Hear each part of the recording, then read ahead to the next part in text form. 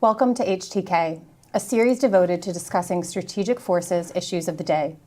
HTK stands for Heather, Tom, and Carrie, but for defense wonks out there, it also stands for Hit to Kill. I'm Heather Williams, Director of the Project on Nuclear Issues here at CSIS. I'm joined today by Tom Carrico, Director of the Missile Defense Project, and Carrie Bingham, Director of the Aerospace Security Project. On September 15th, the State Department announced that it would begin treating the export of unmanned aerial systems the same way it has long treated manned aircraft, as opposed to treating them as missiles. This is a reinterpretation of the 1987 Missile Technology Control Regime, or MTCR, which regulates the export of such technologies. Given the widespread proliferation of missiles and drones in recent years, MTCR has been the subject of several updates during the last 3 administrations and has been the topic of bills introduced in Congress. Oftentimes, the MTCR produces a strong presumption of denial on these covered technologies, even when exporting to our closest allies. How do these changes strengthen the U.S. industrial base and advance U.S. technological leadership? And how can they help U.S. efforts to build partner capacity in the context of strategic competition with China? Do they go far enough, or is more needed? Tom Carrico recently published a commentary on these changes entitled A Marie Kondo Moment for the MTCR. We look forward to hearing his thoughts and the discussion that will proceed. We will also ask audience questions, so please submit those via the homepage. Tom, let's start at the very top. What is the MTCR, and what just happened, and why is this important? Yeah, look, this is a really fun topic for me. I spent a lot of time on it over the years. The Missile Technology Control Regime began in 1987, but really its roots go back a lot further. You know, in the Cold War, we were doing a lot of nuclear arms control, but I think it was in 1978 in the Carter administration when ACTA, Arms Control and Disarmament Association, was floating an idea that, you know, maybe we ought to be thinking about missiles as more akin to the nuclear payloads that they carry, as opposed to just another form of delivery system. And so that was the real genesis of what the ACTA report called making ballistic missiles weapons of ill repute, right? Thinking of them as more akin to nuclear objects worthy of non-proliferation attention. But a lot has changed in the past 40 years. A lot of technology, obviously the geopolitical situation has changed massively. The MTCR has done a whole lot of good. It has kind of created a de facto norm whereby the United States and frankly some of our closest allies can wag our finger at each other from time to time to say, hey, you're not supposed to be exporting that sort of thing. We also use it to kind of tell our adversaries that we don't want you to get that kind of capability. It was the basis, for instance, for the Libya agreement in 2004 in terms of what missiles they ended up being allowed to keep and not. And it has been very useful to stem or impose costs and frankly even roll back some missile programs around the world. But as you may have heard, drones and missiles have now become extremely widespread. We see them ubiquitous. What were once weapons of ill repute are now weapons of choice. And they're everywhere. And think about how far we've come. The object and purpose of the MTCR, the original intent, was essentially to help in the Cold War context, especially stop the proliferation of ballistic missiles, other missiles to Soviet client states, right? Scuds especially. In fact, in 1987, the Scud was really the only widely proliferated ballistic missile that kind of fit the MTCR criteria. Of course, that began to change very, very quickly thereafter. And so it served some really important strategic problems of the day in the Cold War. You know, 1987 again was a long time ago. This was when the United States, Ollie North was selling arms to Iran. CompuServe hadn't even renamed itself to be American Online yet. Super Mario Bros. Was the game of choice if you had a Nintendo. It was a while ago and it was a different age. The commercial, the geopolitical, the technological underpinnings that existed then are just so different now. And so I suggest in this paper that we really need to take a very, frankly, an opposite perspective today. That, you know, think about in the policy circles today in Washington. everybody is constantly talking about scaling up production and building partner capacity on missiles and munitions. And so in a way, it's diametrically different from where we were before. Part of that is that precision guidance has changed the perception and really the nature of missiles and drones as delivery systems. It is the prospect of really effective tactical and strategic effects without a WMD attached to it. You don't have to have a large warhead to compensate for inaccuracy. Iran, lots of other folks have tons and tons of cruise missiles and drones that have precision effects without that sort of thing. And that again is what has made them weapons of choice.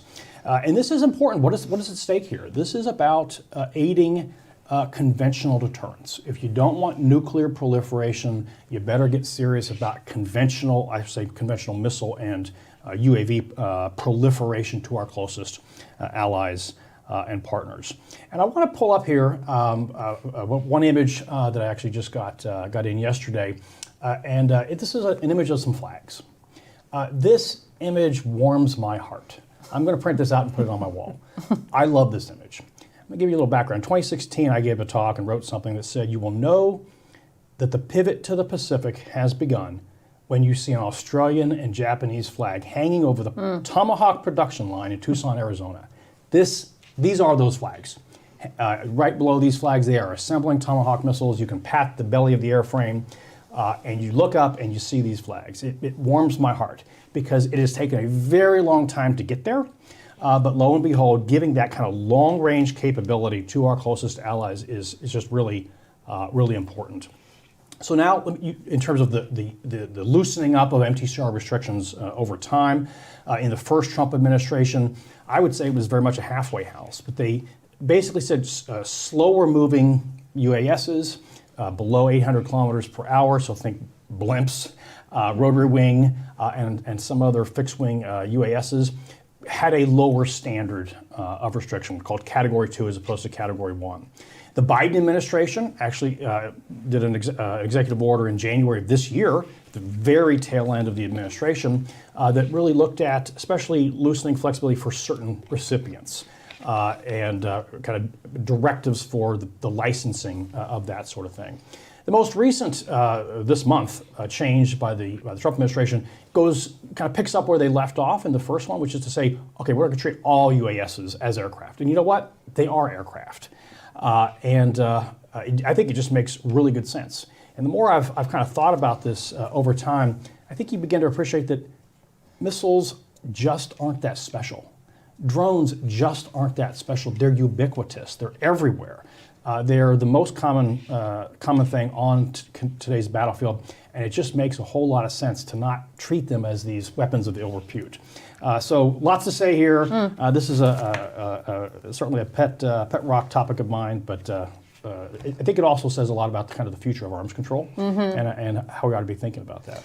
Yeah, obviously I have a lot of thoughts on the future of arms control that I want us to come back to. Carrie, I was hoping to pull you in also to talk a bit about more the bigger geostrategic context that we are entering this era of great power competition. So how do you think that loosening the MTCR might boost U.S. competitiveness?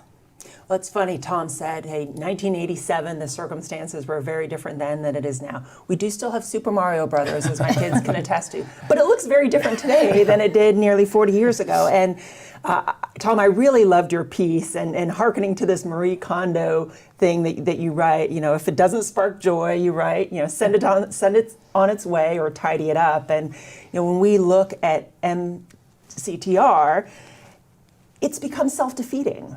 Right, is the reason why we had it was to stem the delivery of WMD via missiles and missile-related technology, pull back on the delivery systems. But what has happened in the ensuing decades? It led to the Koreans, an ally of ours, relying on Russia for space technology. Who are the leading exporters of armed drones today in the global marketplace? It's China, it's Turkey, and there's a reason there's a Turkey drone on the screen here, but it's China, it's Turkey, it's Iran. So our companies are not in that fight the way, and in that marketplace the way we'd like them to be. And oh, by the way, as we've seen over the last year or so, it looks like Russia will be sharing missile and space technology with the North Koreans. North Koreans are providing munitions to Russia. The Iranians are providing drones to Russia. So the whole intent behind the MTCR, I think, has been undercut.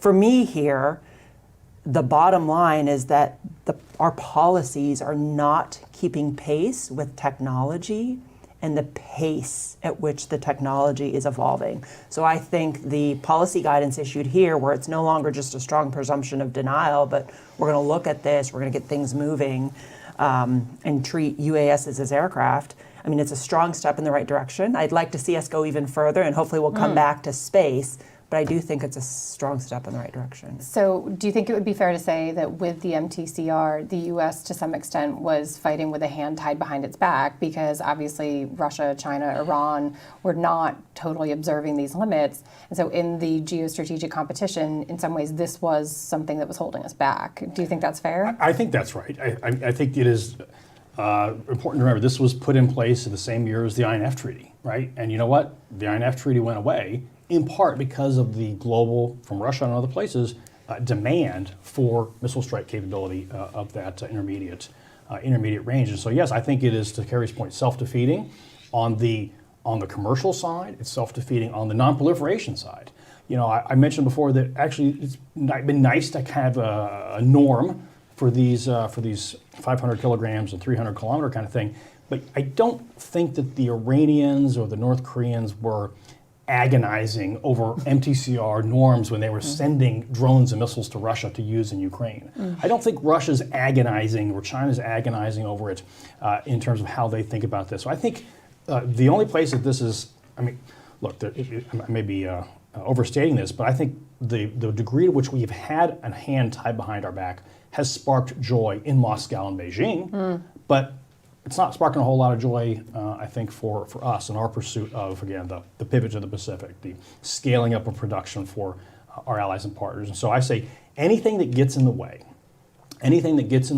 of frankly, massive quantities of missiles and munitions to our allies, we need to thank it for its service and send it on its way. And actually, there is a bill making its way through Congress. It was introduced now 2 years in a row, from the Foreign Affairs Committee, that would legislatively get rid of the strong presumption of denial that is at the heart of the MTCR guidelines, and it would I think it's actually a pretty good way to get after this. So we'll see what happens on the Hill. It could be done through the executive branch, going beyond what the Trump administration just did, but legislative options, I think, is a hammer. But frankly, we may need a hammer to beat this back. Yeah, go ahead. And I was going to add to that is some of our policy objectives here. We want to, and this administration wants to strengthen our industrial base. We want to maintain U.S. technology leadership.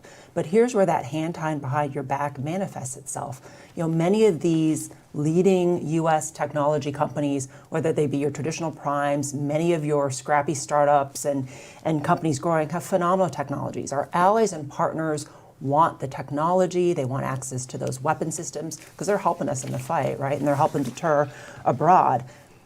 The challenge we have, though, is in many cases, and I hear it from U.S. government folks all the time, hey, we don't want to be the anchor tenant to these companies.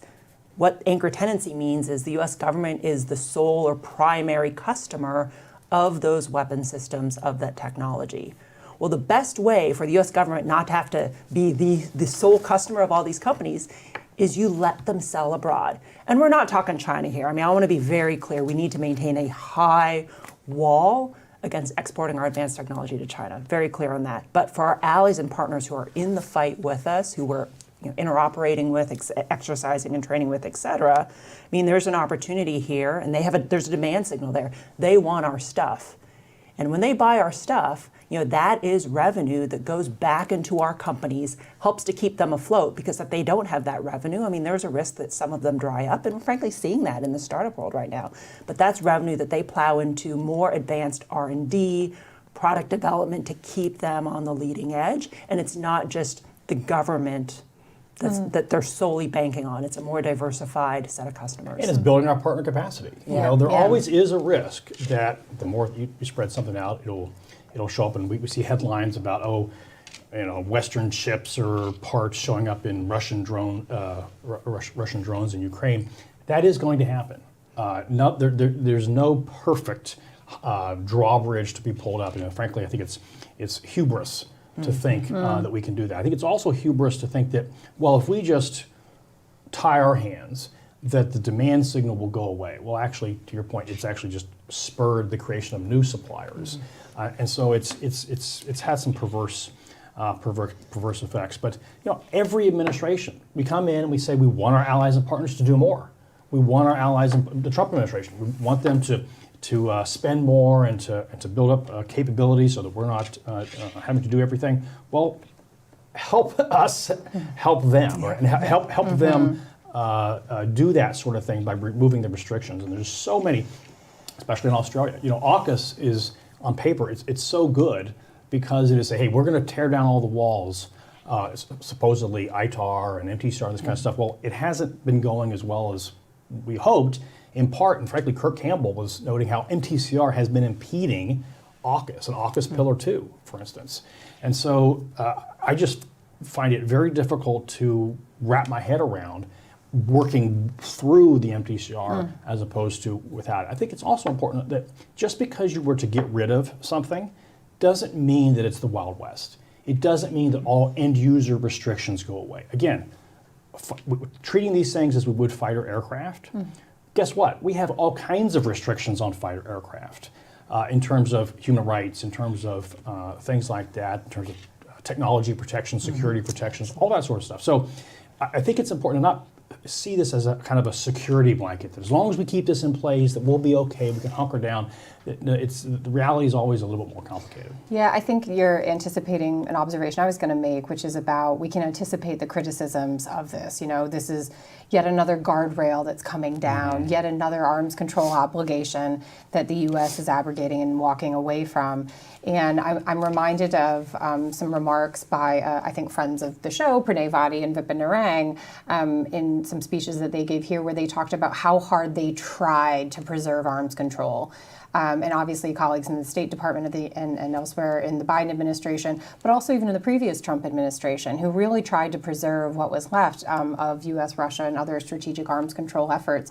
But Tom, as you say, I don't think Putin really cares about norms. Putin and Xi don't seem particularly restrained by those things and haven't been restrained by this. And it kind of it begs a bigger question. What is the point of these agreements? What is the purpose of arms control? And arms control, from my perspective, is really a product of its time and its moment. It has to keep up with the technology. It has to keep up with the strategic environment. And it's meant to be a management tool. And if it's no longer sparking joy, if it is no longer managing competition in the way that it was intentionally meant to, then it does have to evolve and have to adapt. And just thought I'd see how you respond to that and the idea that, how would you respond to critics who say, oh, just another arms control agreement that the U.S. is walking away from? I would say yes, and we're not walking away from it just yet. I think you kind of hear me saying that maybe we should, but I think that's what some of the recent national defense strategy, national security strategy have said, to view the world as it is and not as we'd like it to be. To your point, Heather, about being a product of its time, the oldest arms control agreement, the first arms control agreement the United States ever got into was in the early 1800s. It's the Rush-Bagehot agreement, and this is what demilitarized the Great Lakes between us and then British Canada. It's still on the books, but it still limits whether you can have certain numbers of ships and warships on the Great Lakes. So sometimes they can persist, and yet they still seem like an anachronism. What's the worry about this? Why do we have it on there? But it's fine. But I think it's a product of its time, but it's also for a specific purpose. And I think what I'm struck by is, frankly, the lack of vision and the lack of imagination to do anything new here. It's just considered untenable and too hard to come up with some new arms control vision that is tailored to a specific problem, right? Instead, we've got these old agreements from decades and decades ago on life support, sort of artificial, artificial life support, as opposed to adapting them or coming up with something new. And that's frankly what amazes me is where's the big ideas for truly new concepts of arms control as opposed to just hanging on to stuff from the 60s and the 70s and the 80s. And we need that in the nuclear space as well, I think. I mean, is there a space perspective to bring into all this as well? Absolutely, but where I was going to go is I really liked your framing of, arms control has to evolve and evolve with the times and really, where technology and where capabilities are headed. It's not an end in and of itself, it's a means to an end. So, your point, Tom, what are the big ideas out there? What are there folks, within your next generation community, within the technology base, thinking about, what are the kind of creative technology solutions that we can bring to bear to verify different types of arms control constructs. I mean, Reagan was a fan of arms control. So I don't necessarily want to throw the baby out with the bathwater, but it has to be a means to an end. So what is that end? And let's be creative about it. What are the ways and means? I don't even think there's clarity on what are the ways and means. Yeah. In arms control, they sometimes say, you either blow stuff up or put a fence around it. I don't think we know what the stuff is, the objects that we want to blow up or put a fence around. People talk about AI and intermediate range missiles and drones. A lot of this is just because it's scary. And I'm going to go even wonkier here. It seemed like a good idea at the time in 1899 and 1907 and the Hague Declarations. It seemed like a good idea at the time to regulate the emerging technology of the day, this scary thing called hot air balloons. And Hague Declaration 14 restricts the delivery of ordnance from hot air balloons because it seems scary.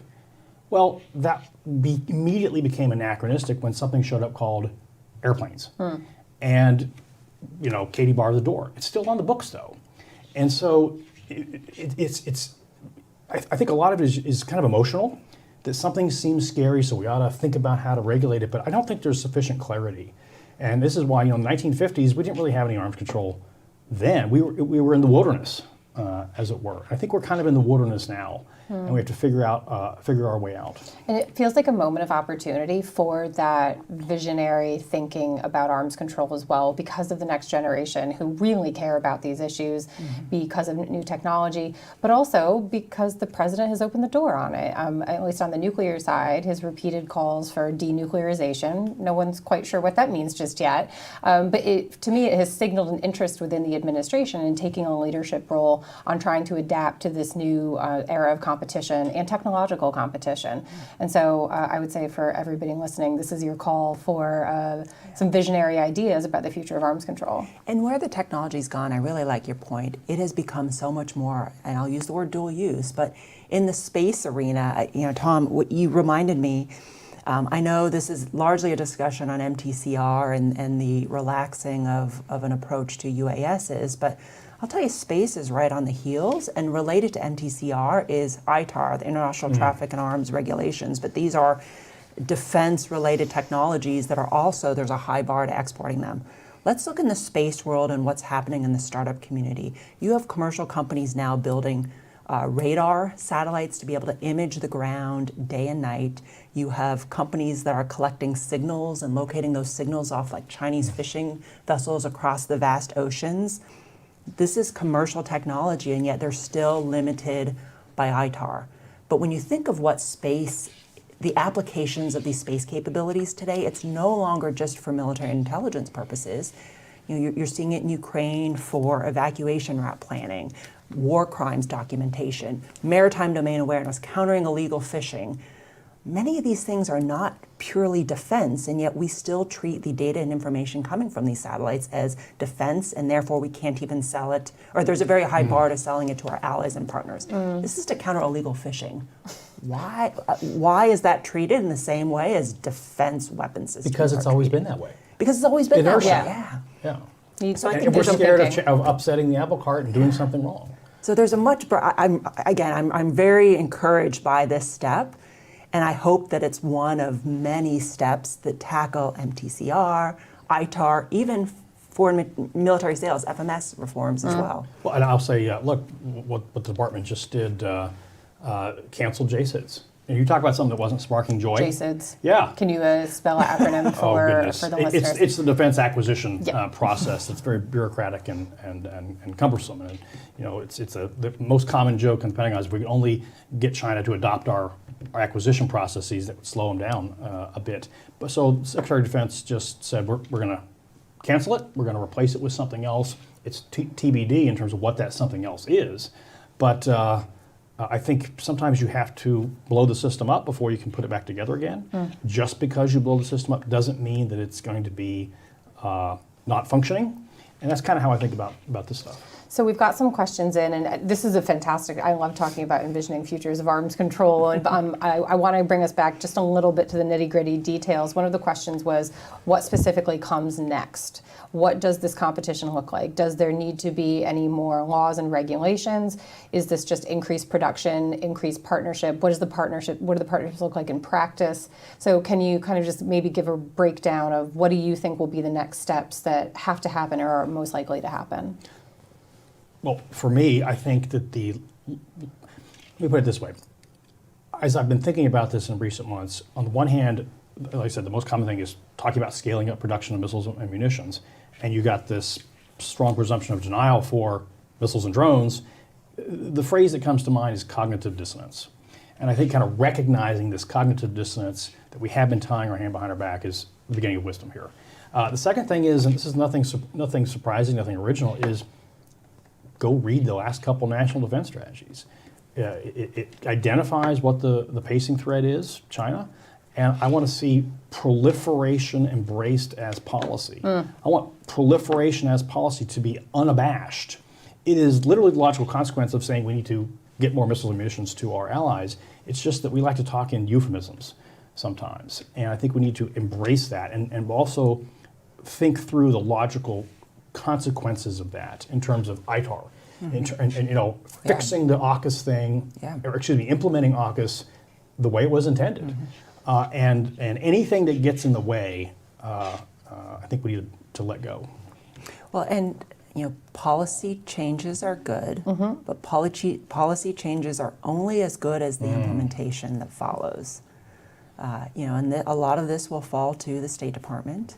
So ensuring that they have the people in place, the resources in order to quickly work through the requests and approvals that hopefully are likely to come. And then ultimately, to Tom's point, you want to see scaled up production. You want to see weapon systems and technologies being delivered to our allies and partners. Two things. One, the implementation guidance you're exactly right about that. And when Trump 1.0 loosened up on UASs, it was glacial for that to be implemented. I'm not sure it has really ever been implemented as it was intended. And so high level, above the State Department, probably White House guidance say, no, we really mean it.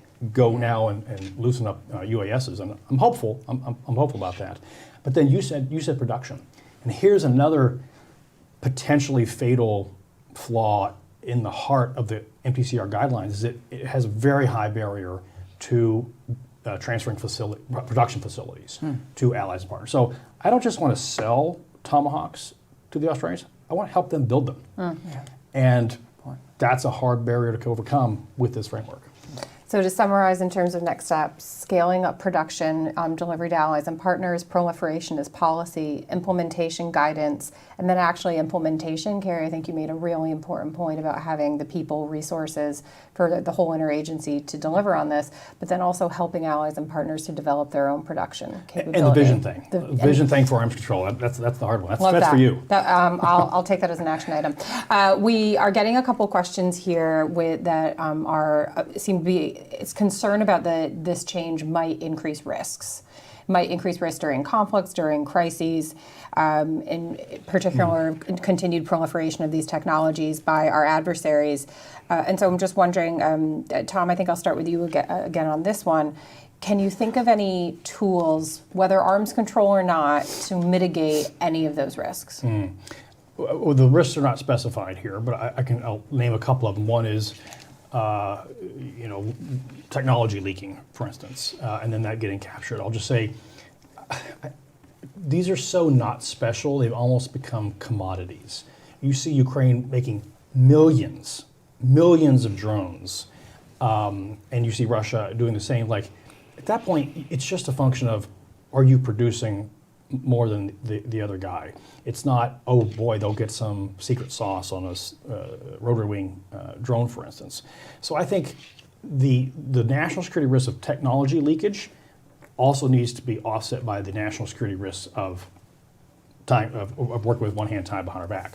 That's one risk. Another risk is of escalation, and that is, somebody asked me this yesterday. Well, we're going to give more missiles and drones to our allies, and that has the risk of them, escalating a conflict in a way that we don't like. Look, we trust our allies. Keep going back to the fighter aircraft metaphor. We trust our closest allies with the F-35, okay? If they want to pick a fight with China, they can use the F-35 or an F-15 to do that. And so having heightened scrutiny on drones and missiles, I think it's artificial. And it no longer makes sense, because these things, for the delivery of non-nuclear weapons, they're not that different from the capabilities of a fighter aircraft. And if we trust them with that, why can't we trust them with something else? Carrie, any risk reduction ideas on your side? So I love that. It's, heck, we trust our closest allies and some other partners with F-35s, and yet we don't trust them with Reapers and Global Hawks or satellites and data, right? That just, it defies logic. So I think that, it's really interesting, because what this is really teasing at is just this tension between our national security interests and our economic security interests. And I'll tell you, I used to be the person at the Pentagon that would say, hell no. But I have evolved as well, and I recognize that the world has changed. The diffusion of technology has changed, and I also recognize that when we fight in coalitions. I mean, 20 years in Iraq and Afghanistan have taught us that we don't do things alone, and that is the reality. So I do think, part of our national interest is having a strong industrial base, leading in advanced technologies. And I would far prefer our allies and partners to have our kit and frankly be dependent on us and working with us in co-production, co-development, et cetera, than to go to others. I mean, the fact under MTCR that the Koreans went to the Russians to help them with their space launch vehicle. I don't want to see in this day and age our allies and partners going to China. They have a choice, and I'd much rather them work with us for a variety of different benefits than to go to China. Well, it's the global supply and demand signal for lots of long-range precision fires and the means to contend with them. And so you saw Turkey. What did Turkey do? They went and bought the S-400, but they were originally going to buy a Chinese system. They ended up going not with Patriot, but with the Russian system. It is very much a global market, and to your point, it's helpful for alliance management and for keeping folks on the same page and in the same tent if we have commonalities. Well, and this is where, let's leverage technology in other areas. Let's leverage technology. Let's leverage AI to help us do the technology monitoring, the end use monitoring better than the manual way that we do it today. So there are other things that we could do to mitigate some of those risks. And I think that's a really exciting new approach to a lot of the arms control challenges that we're talking about. Just for your aware, a lot of the questions that are coming in do seem to want to lean in on the arms control side of things here. And I just do think it's worth noting, you have to have a willing partner to do arms control. And Russia and China just have shown no interest in doing any major new arms control agreements. Over the weekend, Putin signaled that he might continue to observe the New START limits after they expire in February 2026 if the U.S. reciprocates. I think there's a bit of a ruse there. Russia has been violating arms control agreements it's a serial violator for the past few decades, and China just refuses to come to the table. They had one dialogue with the previous administration, but otherwise have just really refused any sort of engagement. And so I think that we're also coming up against a moment where even if you wanted arms control, you don't have a willing partner. to do it, to kind of have those agreements with. And so we do have to be looking for these more creative approaches to risk reduction. How can we use technology for unilateral monitoring, for example, as part of national technical means? Is there some sort of reciprocal verification that we can do, maybe outside of traditional treaties and some more informal agreements? But working with allies and partners seems like it's just going to have to be a really crucial part of that going forward as well. Yeah, seeing the world as it is and not as we'd like it to be sometimes means looking upon ugliness. And I think coming to grips with what you just said in terms of Russians and the Chinese are not likely to be doing anything here. So therefore, what is the problem we're trying to solve by restricting ourselves? It may be plausible that there's utility there, especially in terms of working with our allies. We want to make sure that, let's just say, European companies don't sell stuff to the bad guys. But that's the hard work of diplomacy, is getting everybody on the same page that China's a threat, getting everybody on the same page that Russia's a threat. A piece of paper is not going to accomplish that. It's the hard work of blocking and tackling to get that done. I think that's a perfect point to end on, a moment of a little bit of inspiration and a call for fresh ideas and action. On behalf of all three of us and our programs, thank you all for tuning in. Thanks as well to the CSIS streaming and broadcasting team. Stay tuned for more joint discussions between the CSIS Missile Defense Project, Aerospace Security Project, and Project on Nuclear Issues. Thank you.